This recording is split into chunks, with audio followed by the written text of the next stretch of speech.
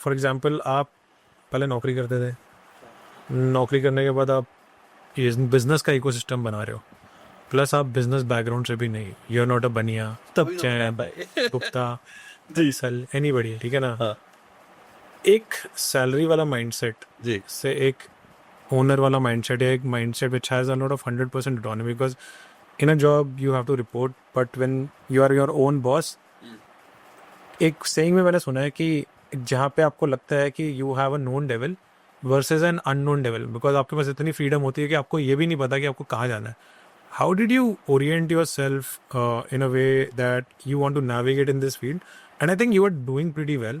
आपने इस माइंडसेट को, मैं माइंडसेट पे आ रहा हूँ, क्योंकि ये नौकरी वाला माइंडसेट मैंने देखा है कि लोगों को नौकरी छोड़ने का मन करता है, थोड़ा बॉस ने अगर गाली वाली दे दिया तो कहता है कि अब मैं हो गया ना, इट्स टू मच और मैं छोड़ के जा रहा हूँ.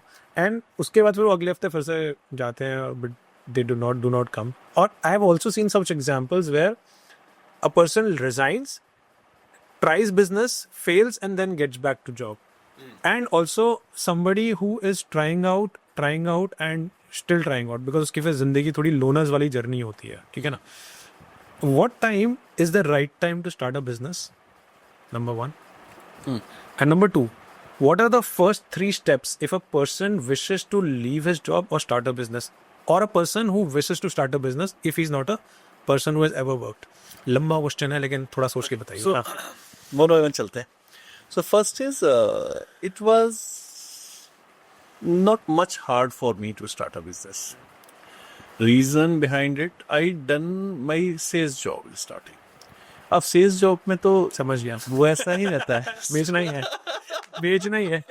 और I think every entrepreneur is a salesman. Yes.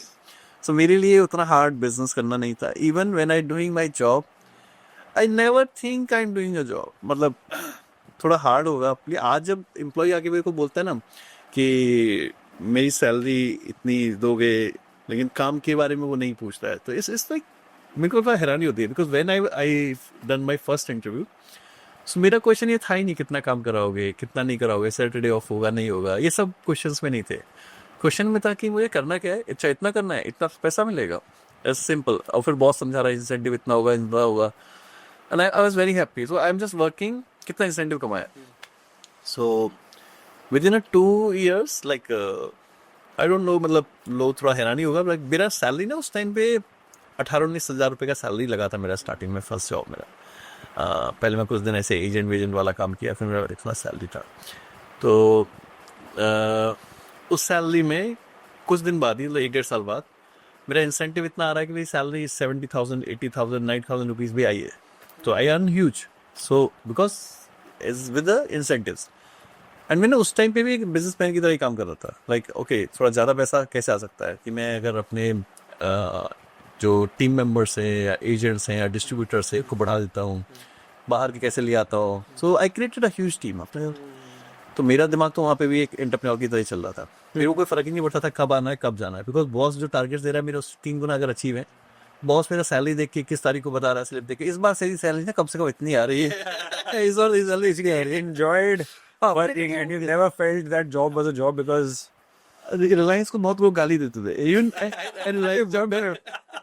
जब मैंने जॉब करके निकला तो मैंने कंपेयर कर पाया कि जब मैं दूसरी एक कंपनी ज्वाइन करी, मैक्स, लाइक कंपेयर कि नहीं यार, प्रॉब्लम तो था रिलायंस में. बट बिलीव मी, जब तक मैं रिलायंस में था, and I touch wood, I admire that company की ठीक है, मुझे चांस ही दिया. बेशक से मैंने सब कुछ किया, लेकिन at least give me a job.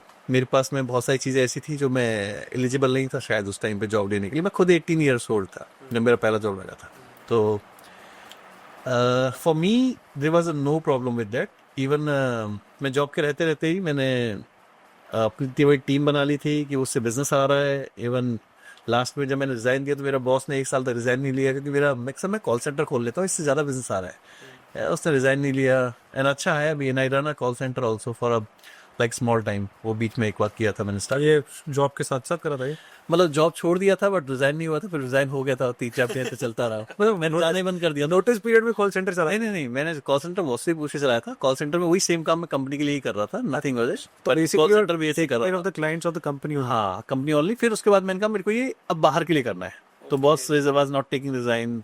But फिर मैंने जाना बंद कर दिया था, कुछ टाइम बाद ले लिया। ये मैंने कॉलिंग वाले बंदे मैंने देखा, मतलब person who's coming from a background where there's calling, they actually end up becoming very good closers.